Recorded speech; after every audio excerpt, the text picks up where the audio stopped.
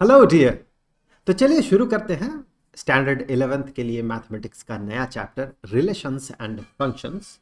तो रिलेशंस और फंक्शंस को समझने के लिए हमें ये समझना पड़ता है कि एक से ज़्यादा सेट्स का प्रोडक्ट कैसे पता किया जाता है। उसके लिए सबसे पहले हमें ये जानना होगा कि ऑर्डर्ड पेयर क्या होता है। तो देखिए, ऑर्डर्ड पेयर जो होता है, दो ऑब्जेक्ट्स दो ऑब्जेक्ट्स के ग्रुप जहां पर कि ऑर्डर मायने रखता है, इसे ऑर्डर्ड पेयर कहा जाता है।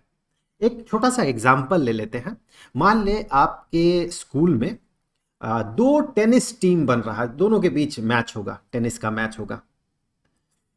अब दो टेनिस टीम बनने वाला है, दोनों टीम्स में दो दो प्लेयर्स रहेंगे और प्लेयर का इंफॉर्मेशन हम उसके क्लास, सबसे पहले तो वो किस क्लास में है, क्लास का इंफॉर्मेशन लिखेंगे और उसके बाद उसका जो रोल नंबर है, रोल नंबर, ये इंफॉर्मेशन हम एक जगह पे रखेंगे। तो एक स्टूडेंट के लिए ये यूनिक होगा अगर क्लास में कोई सेक्शंस ना हो तो इस तरह से क्लास और रोल नंबर अगर लिखे तो हम एक स्टूडेंट को स्पेसिफिकली रेफर कर सकते हैं, कोई कंफ्यूजन नहीं रहेगा।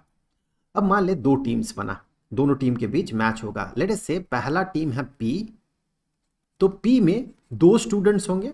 लेट अस से पहला स्टूडेंट जो है वो स्टैंडर्ड 11th से है, जिसका कि रोल नंबर 5 है, और दूसरा स्टूडेंट जो है ये एक स्टूडेंट को रिप्रेजेंट कर रहा है, 11th स्टैंडर्ड का 5th रोल नंबर वाला स्टूडेंट, ये एक टीम में है। उस टीम में इसके साथ कौन है, दूसरा जो स्टूडेंट है ये 11th स्टैंडर्ड में ही है और इसका रोल नंबर है 12। तो ये दो स्टूडेंट मिलके एक टीम बना टेनिस का।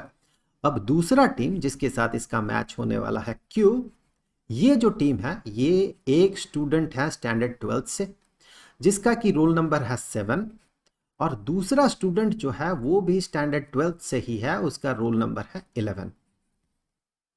अब यहां पर देखिए चार स्टूडेंट्स हो गए, एक पहला स्टूडेंट ये हो गया, दूसरा स्टूडेंट ये हो गया, तीसरा स्टूडेंट और चौथा स्टूडेंट। एक एक स्टूडेंट को जो हम रेफर कर रहे हैं, इस तरह के दो नंबर्स, कोमा सेपरेटेड नंबर, जिसे कि हम राउंड ब्रैकेट से बंद करके रखे हैं, फर्स्ट ब्रैकेट जिसे हम कहते हैं, ये जो पार्ट है इसे एक एक ऑर्डर्ड पेयर कहा जाएगा। यहाँ पर ये एक पेयर है, ये यहाँ पर भी एक पेयर है, तो ये पेयर इंडिकेट कर रहा एक एक स्टूडेंट को।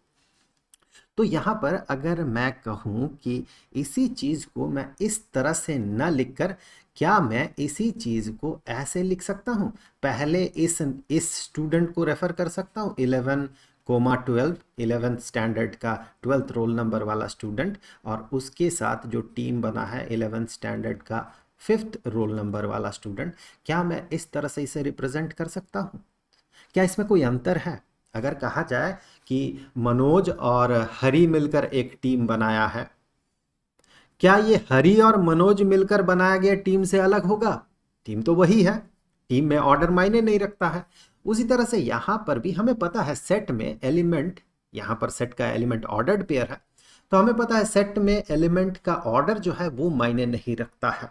तो यहाँ पर ये जो सेट है, सेट का एलिमेंट ऑर्डर्ड पेयर है, एक ऑर्डर्ड पेयर दूसरा ऑर्डर्ड पेयर, इसका जो रीअरेंजमेंट है या फिर इसका जो अरेंजमेंट है, ऑर्डर है, ये मायने नहीं रखता, आप इसे आगे पीछे रख सकते हैं। लेकिन जो ऑर्डर्ड पेयर है, ऑर्डर्ड पेयर में अरेंजमेंट मायने रखता है।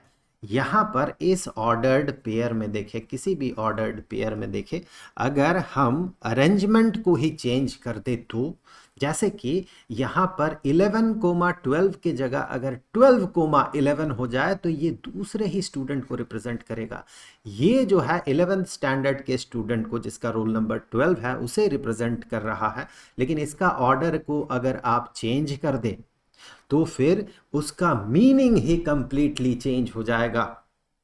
12, 11 बताएगा 12th स्टैंडर्ड का स्टूडेंट जिसका रोल नंबर 11 है। इसीलिए ऑर्डर्ड पेयर में ऑर्डर मायने रखता है, क्योंकि वो खास ऑर्डर में एक खास इंफॉर्मेशन को प्रोपगेट करता है, एक खास इंफॉर्मेशन रखता है वो, तो इसीलिए ऑर्डर्ड पेयर में वो मायने रखता है।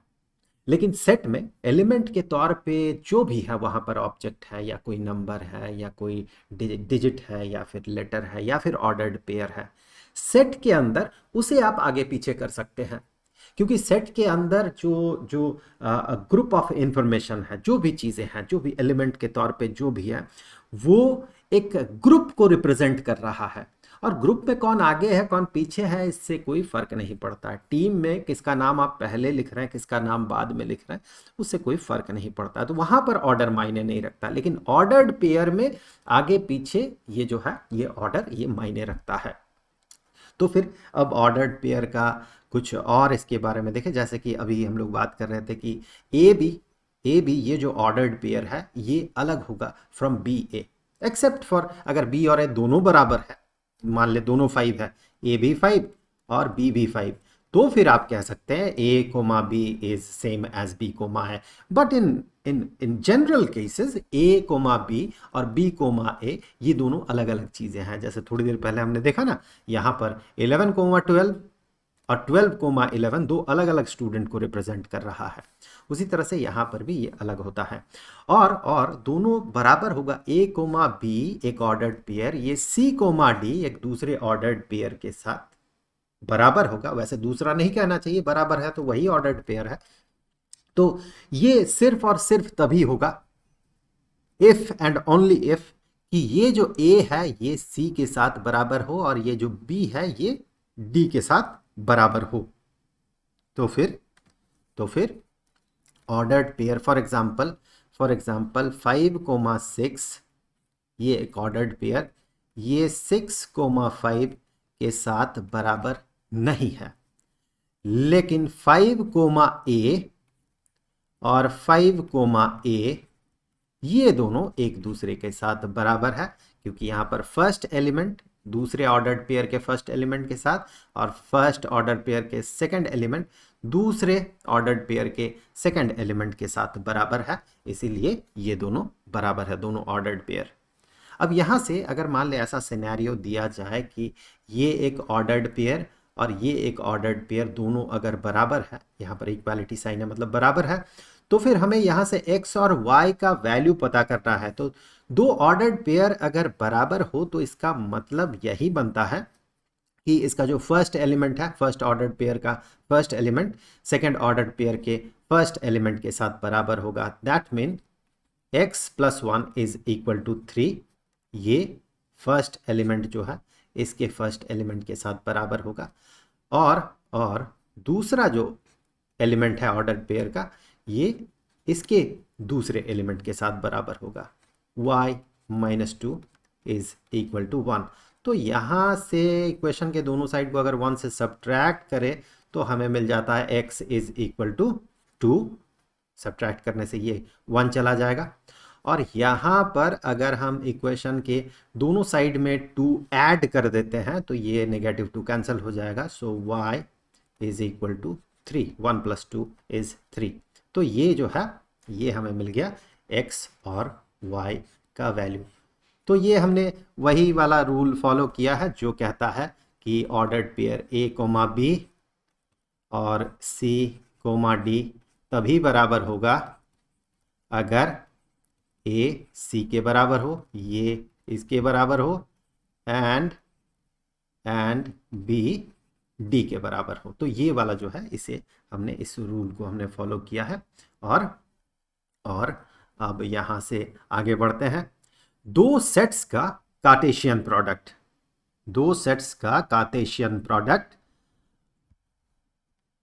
अगर दो नॉन एम्प्टी सेट्स हो P और Q और उनका प्रोडक्ट स्पेशली कार्टेशियन प्रोडक्ट पता किया जा रहा हो तो हमें ऑर्डर्ड पेयर मिलता है।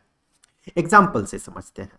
लेट अस से कि P एक ऐसा सेट है जिसमें एलिमेंट्स है 5 और 6 और Q एक ऐसा सेट है जिसमें एलिमेंट्स है स्मॉल लेटर a और स्मॉल लेटर b। तो जब इनका प्रोडक्ट किया जाएगा, Cartesian product P cross Q, जब ये इनका प्रोडक्ट किया जाएगा तो हमें क्या करना है कि हमें ऑर्डर्ड पेयर बनाना है। ऑर्डर्ड पेयर में एक एलिमेंट या कहें पहला एलिमेंट P से होगा और दूसरा एलिमेंट Q से होगा। ऐसा जितना ऑर्डर्ड पेयर पॉसिबल है उतना ऑर्डर्ड पेयर का सेट बनाना होता है। तो यहां पर देखिए, पहला ऑर्डर्ड पेयर अगर मैं P से 5 को लेता हूं और Q से A को लेता हूं, सो एक ऑर्डर्ड पेयर बन जाएगा 5 कोमा Q, 5 माफ कीजिएगा 5 कोमा A होगा, 5 कोमा A, 5 और A, P से हमने 5 लिया, Q से हमने A लिया, तो ये हो गया एक ऑर्डर्ड पेयर। अब P से हम ले रहे हैं 5 और Q से ले रहे हैं B, दूसरा ऑर्डर्ड पेयर हो गया 5 कोमा B, ये एक दूसरा ऑर्डर्ड पेयर हो गया। इसी तरह से अब हम P से लेंगे 6, P से लेंगे 6 और Q से लेंगे A, और फिर P से लेंगे, माफ कीजिए, हाँ, P से लेंगे 6 और Q से लेंगे B। तो हमें 4 ऑर्डर्ड पेयर मिले, 4 ऑर्डर्ड पेयर, इसके साथ इसका, इसके साथ इसका ऑर्डर्ड पेयर, फिर आगे इस 6 के साथ इसका, और फिर 6 के साथ इस B का ऑर्डर्ड पेयर, यहाँ पर ये ऑर्डर्ड पेयर, इस तरह से 4 ऑर्डर्ड पेयर बने। सो ये होता है कार्टेशियन प्रोडक्ट। जब दो सेट्स का कार्टेशियन प्रोडक्ट पता किया जाता है, दो नॉन एम्प्टी सेट होना चाहिए, अगर इनका कार्टेशियन प्रोडक्ट पता किया जाता है तो वो सारे ऑर्डर्ड पेयर बनाए जाते हैं, सेट ऑफ सारे ordered pair, all ordered pairs, जहां से एलिमेंट लिया जाता है P और Q, मतलब जिन जिन ऑर्डर्ड पेयर के लिए एलिमेंट्स लिया जाता है P और Q से, सच दैट कुछ इस तरह से एलिमेंट लिया जाता है P क्रॉस Q, ये बनता है इस तरह के ऑर्डर्ड पेयर के, small letter P comma small letter Q, इस तरह के ऑर्डर्ड पेयर बनते हैं, such that P belongs to capital P, पहले सेट से आएगा, पहला एलिमेंट जो है पहले सेट से आएगा, और दूसरा एलिमेंट जो है दूसरे सेट से आएगा, दूसरा एलिमेंट दूसरे सेट को बिलोंग करेगा, ऐसा भी हम कह सकते हैं। तो इस तरह से कार्टेशियन प्रोडक्ट पता किया जाता है दो सेट्स का। अब यहाँ पर अगर मैं P और Q के बीच का Cartesian product P cross Q और Q क्रॉस P, दोनों अलग अलग होंगे, क्योंकि यहाँ पर ऑर्डर मायने रखता है ऑर्डर्ड पेयर में। P को पहले रखा जाए तो P से हम फर्स्ट एलिमेंट कंसीडर करेंगे, ऑर्डर्ड पेयर का फर्स्ट एलिमेंट P से होगा, और अगर Q को पहले रखा जाए तो ऑर्डर्ड पेयर जो बनेगा उसका फर्स्ट एलिमेंट Q से होगा। और चूंकि ऑर्डर्ड पेयर में ऑर्डर मायने रखता है तो P क्रॉस Q और Q क्रॉस P ये दोनों अलग अलग होंगे। तो सबसे पहले P जो है, P है A B C, A comma B comma C मुझे कहना चाहिए, और Q जो है, Q है 1 कोमा 2। अब अगर मैं P क्रॉस Q ये पता करता हूं तो P क्रॉस Q में हमें ऑर्डर्ड पेयर बनाने होंगे, और इस ऑर्डर्ड पेयर में पहला एलिमेंट, जितने सारे ऑर्डर्ड पेयर बन सकते हैं, कितने ऑर्डर्ड पेयर बन सकते हैं, A के साथ 2, B के साथ 2, C के साथ 2, मतलब 6 ऑर्डर्ड पेयर बन सकते हैं। तो सबसे पहले P से मैंने A को लिया और Q से मैंने 1 को लिया, ये हो गया एक ऑर्डर्ड पेयर। फिर 1 कोमा 2, P से A और Q से 2, ये दूसरा हो गया। सिमिलरली यहाँ से B1, फिर B2, फिर C1, फिर C कोमा 2। तो इस तरह से 6 ऑर्डर्ड पेयर, 1 2 3 4 5 6 ऑर्डर्ड पेयर बन गए। ये हो गया P क्रॉस Q। अब अगर Q क्रॉस P हम पता कर रहे हैं तो पहले मैं Q को लिख लेता हूं। तो Q को पहले लिखते हुए 1 कोमा 2 हम लिखेंगे, और फिर P को हम लिख रहे हैं A comma B comma C। तो अब अगर Q क्रॉस P हम पता कर रहे हैं तो ऑब्वियसली अब ये हो जाएगा, जो ऑर्डर्ड पेयर होगा उसका फर्स्ट एलिमेंट Q से आएगा। सो 1 कोमा A, 1 कोमा B, फिर 1 कोमा C, और फिर आगे Q से लेंगे 2 और P से लेंगे A, Q से लेंगे 2, P से लेंगे B, और फिर 2 कोमा C। 6 ऑर्डर्ड पेयर बने।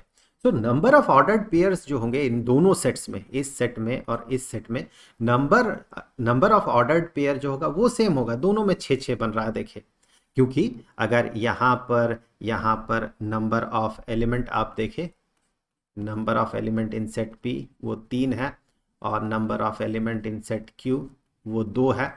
तो number of elements in P cross Q is equal to 3 multiplied with 2 that is equal to 6। तो 6 हमें ऑर्डर्ड पेयर मिले। और number of element in Q cross P that is equal to 2 into 3 that is also equal to 6। तो दोनों में number of ordered pairs तो same होंगे, लेकिन ये सारे ऑर्डर्ड पेयर अलग अलग है। फॉर एग्जांपल इसके साथ इसे कंपेयर करें तो ऑब्वियसली ये अलग अलग होगा, ऑर्डर चेंज हो गया तो इसका मीनिंग चेंज हो गया। ये दो अलग अलग ऑर्डर्ड पेयर को रिप्रेजेंट कर रहा है। अब कार्टेशियन प्रोडक्ट जो है उसके कुछ प्रॉपर्टीज, सेट्स के कार्टेशियन प्रोडक्ट के कुछ प्रॉपर्टीज, जिसके बारे में अभी अभी हमने बात किया कि ये cardinal number of A cross B, that mean A cross B में नंबर ऑफ एलिमेंट्स जो होंगे ये B क्रॉस A में नंबर ऑफ एलिमेंट के बराबर होंगे, और ये दोनों होगा इंडिविजुअल सेट्स में जो नंबर ऑफ एलिमेंट्स है उनके प्रोडक्ट। तो इसके बारे में तो हम लोगों ने बात कर ही लिया है। अब यहां से आगे देखें, अगर P या Q दोनों में से, P Q दोनों सेट्स है, P या Q दोनों में से कोई भी एक एम्प्टी सेट हो, खाली नल सेट, वॉइड सेट, अगर एम्प्टी सेट हो तो फिर P क्रॉस Q ये भी एम्प्टी सेट होगा। अगर मान ले P is equal to let us say 1,2 और Q जो है, Q एक एम्प्टी सेट है। पहले मैं एग्जांपल के तौर पे Q में कुछ डाल देता हूं, इसे एम्प्टी सेट ना रखते हुए यहां पर मैंने A डाल दिया। अब अगर मैं P क्रॉस Q पता करता हूं तो ऑब्वियसली मुझे क्या करना है, फर्स्ट एलिमेंट यहां से लेना है 1, सेकेंड एलिमेंट Q से लेना है A, फिर 2, A। अब देखिए अगर मान ले ये एम्प्टी सेट हो, Q एम्प्टी सेट है, ऐसे केस में हम क्या करेंगे, 1, नथिंग लग सकता है कि 1, नथिंग और 2, नथिंग, क्योंकि यहां पर तो नथिंग है।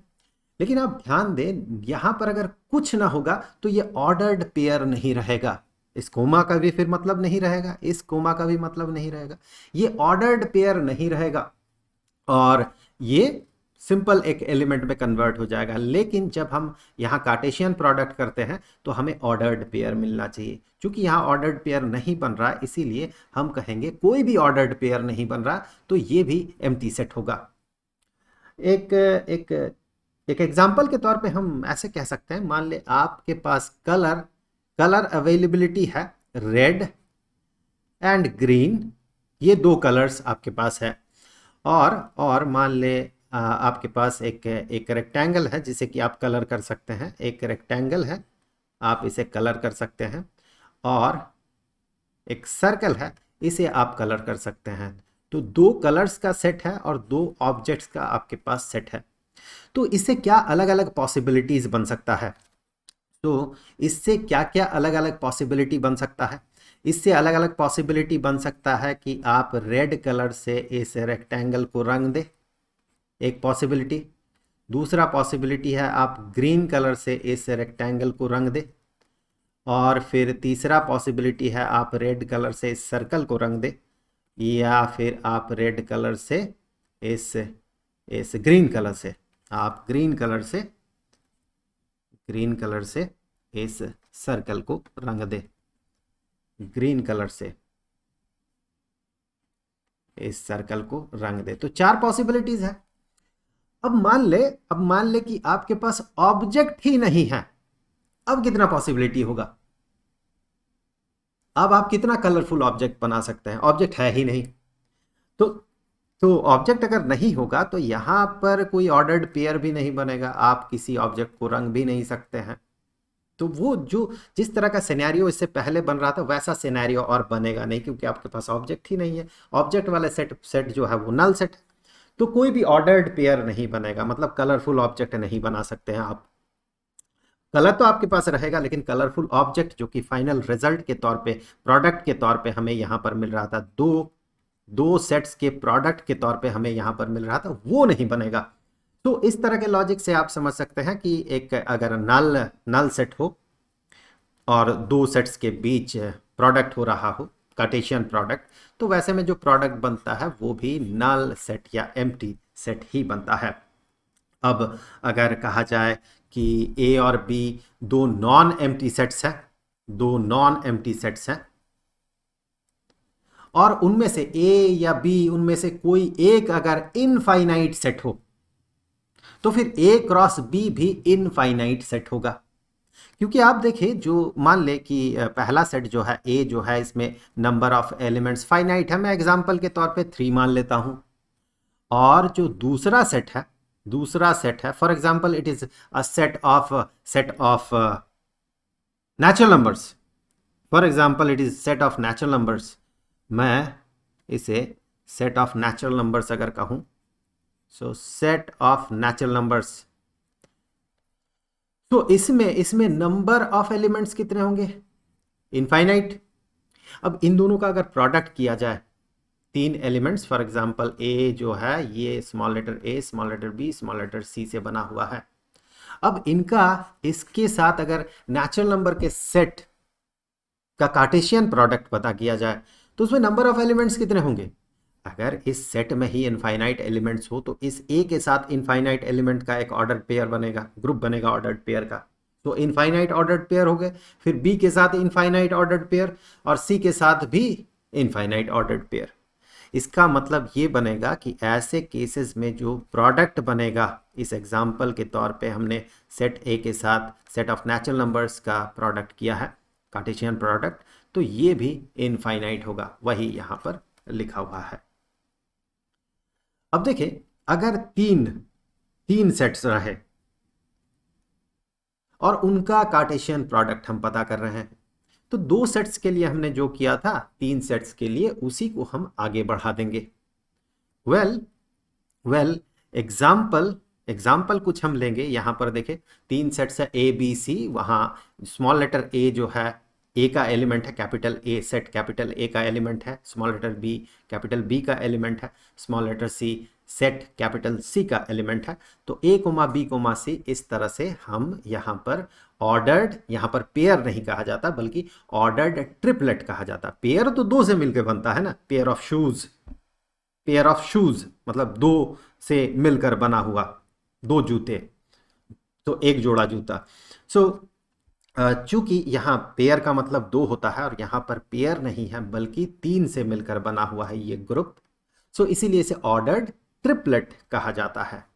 Triplet indicates 3। कुछ एग्जांपल्स देख लेते हैं। सबसे पहले ए जो है इसमें एलिमेंट्स है 1,2, एलिमेंट्स है 1,2।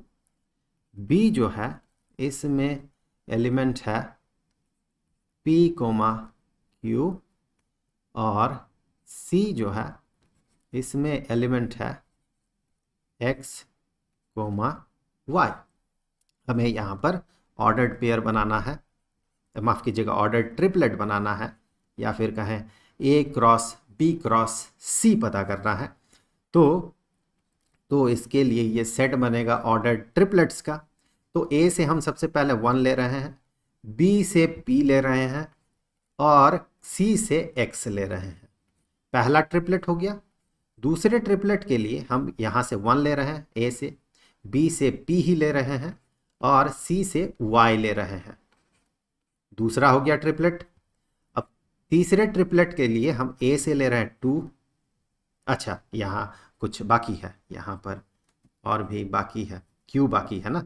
सो यहाँ से ले रहे हैं 1, पहले से ले रहे हैं 1, बी से ले रहे हैं क्यू, दूसरे से ले रहे हैं क्यू, और तीसरे से ले रहे हैं एक्स, फिर ले रहे हैं यहाँ से पहले से 1, दूसरे से क्यू और तीसरे से वाई। अब आते हैं पहले से 2, दूसरे से p, तीसरे से x, 2 q, चलिए p बाकी था, 2 p और y, 2p और y, p तो खत्म हो गया, अब q शुरू करना है, 2 q x, 2 q y। तो ये सारे ऑर्डर्ड ट्रिपलेट हम लोगों ने कंसीडर कर लिया। ये हो गया a cross b cross c। तो देखिए यहाँ से हमने सबसे पहले इस तरह से 1px, फिर 1py को कंसीडर किया, फिर 1qx, 1qy को कंसीडर किया। उसी तरह से अब हमने 2 को कंसीडर किया और उसी चीज़ को हमने रिपीट कर दिया, सेम चीज़ को रिपीट कर दिया। 2 से शुरू करते हुए 2px, फिर 2py, फिर 2qx, फिर 2qy। तो इस तरह से हम ट्रिपलेट बना रहे हैं। यही चीज़ अगर हम रिपीट करते हैं यहाँ पर, इसी लॉजिक को रिपीट करते हैं, और अगर p क्रॉस p मतलब सेम सेट का हम 3 बार मल्टीप्लाई कर रहे हैं, इसे 3 को मिलाकर प्रोडक्ट बना रहे हैं सेम सेट को, तो p, इसे मैं क्या करता हूँ, इसे मैं 3 बार लिख लेता हूँ। p क्रॉस की p पता करना है ना, तो यहाँ पर एक ही सेट को 3 बार, उस लॉजिक से देखें जो लॉजिक हमने इससे पहले यूज़ किया है, उसी लॉजिक से देखें तो पहला ट्रिपलेट 1 1 1 1 1 1, दूसरा ट्रिपलेट 1 1 2 1 1 2, फिर तीसरा ट्रिपलेट होगा 1 2 1, फिर 1 2 2, 1 2 1 1 2 2। इसी तरह से आप आगे बढ़ते जाए। अब हम लोग क्या करेंगे, अब यहाँ से अब 2 को लेंगे, 2 1 1 2 1 2, फिर 2 2 1 2 2 2। ये डॉट इनफाइनाइट सेट को इंडिकेट नहीं कर रहा, बल्कि कुछ बाकी है, ये आप खुद से भर ले, ये इंडिकेट कर रहा है। सो ये हो गया p क्रॉस p। अब देखिए यहाँ पर जो हमने जो प्रोडक्ट कंसीडर किया, जो प्रोडक्ट पता किया, 2 सेट्स का जो प्रोडक्ट है, यहाँ पर मान ले पहला सेट का एलिमेंट ये इतने एलिमेंट्स है और दूसरे सेट्स के इतने एलिमेंट्स है, तो जो प्रोडक्ट होगा, जो कार्टेशियन प्रोडक्ट हम पता कर रहे हैं, कार्टेशियन प्रोडक्ट में हमें नंबर ऑफ एलिमेंट्स के तौर पे इतने नंबर ऑफ एलिमेंट्स मिलते हैं, इसका कार्डिनल नंबर मल्टीप्लाइड विद इसका कार्डिनल नंबर, मतलब दोनों सेट्स में नंबर ऑफ एलिमेंट्स जो है उनको मल्टीप्लाई कर दे तो हमें मिल जाता है कार्टेशियन प्रोडक्ट। अगर 2 की बात करें, 2 सेट्स की बात करें, मतलब जितने ऑर्डर्ड पेयर पॉसिबल है उतने ऑर्डर्ड पेयर हम यहाँ पर कंसीडर करते हैं, उतने का सेट को हम बनाते हैं अगर कार्टेशियन प्रोडक्ट किया जाए तो। लेकिन अगर कुछ कंडीशन और उसमें अपेंड कर दिया जाए कि अगर कुछ खास रिलेशन, कोई खास रिलेशन रहे, पहले एलिमेंट और दूसरे एलिमेंट के बीच कोई खास रिलेशन फुलफिल हो रहा है, तभी हम ऑर्डर्ड पेयर बनाएं। कुछ खास, कुछ स्पेशल प्रॉपर्टी वहाँ, कुछ स्पेशल रिलेशन वहाँ पर अगर मेंशन कर दिया जाए। फॉर एग्जांपल इसी केस में अगर कह दिया जाता कि तभी ऑर्डर्ड पेयर बनाएं जब स्मॉल लेटर p जो है ये फर्स्ट एलिमेंट है, small letter p is equal to 1 और small letter p is equal to 1, जब ऐसा कंडीशन ये फुलफिल करे, इस तरह का कुछ कंडीशन हो, कुछ रिलेशन हो। वैसे ये ऑर्डर्ड पेयर में बेहतर होता है, ये ट्रिपलेट है तो ये चीज़ यहाँ पर ठीक से एप्लीकेबल नहीं होगा। मैं इसे अगर थोड़ा सा रिड्यूस कर देता हूँ, लेट अस से कि p इज इक्वल टू 1 2 और q इज इक्वल टू 2 4 1। यहाँ पर हमें ऑर्डर्ड पेयर बनाना है, तो ऑर्डर्ड पेयर तो 6 बनेंगे, 1 2 1 4 1 1, 2 2 2 4 2 1। कुछ खास कंडीशन यहाँ पर बता दिया गया ताकि ये जो एलिमेंट है, ये एलिमेंट जो है इसका स्क्वायर होगा ये दूसरे वाले का एलिमेंट। ये एक खास रिलेशन वहां पर बता दिया गया, एक रिलेशन से बंधा हुआ हो ऑर्डर्ड पेयर के दो एलिमेंट्स। तो यहाँ पर अब 6 ऑर्डर्ड पेयर नहीं बनेंगे अगर मैं इसका इसका कार्टेशियन प्रोडक्ट कंसीडर करके इस रिलेशन को भी कंसीडर करता हूँ, तो फिर हमें कुछ ही ऑर्डर्ड पेयर मिलेंगे, कुछ थोड़ा कम ऑर्डर्ड पेयर मिलेगा। वो होगा 1,1 और और दूसरा होगा 2,4।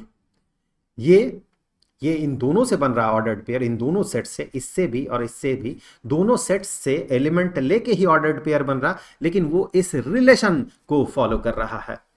तो इस तरह से जब एक खास रिलेशन रहता है और उससे उस पे डिपेंडेंट हम ऑर्डर्ड पेयर को कंसीडर करते हैं तो उसे रिलेशंस कहा जाता है। तो अब नेक्स्ट टॉपिक में हम रिलेशंस के बारे में बात करेंगे और उसका लिंक आपको यहीं पर स्क्रीन पे मिल जाएगा। जाते जाते मैं आपको बता दूं कि इस पूरे चैप्टर का जो प्लेलिस्ट है उसका लिंक आपको नीचे डिस्क्रिप्शन बॉक्स में मिलेगा।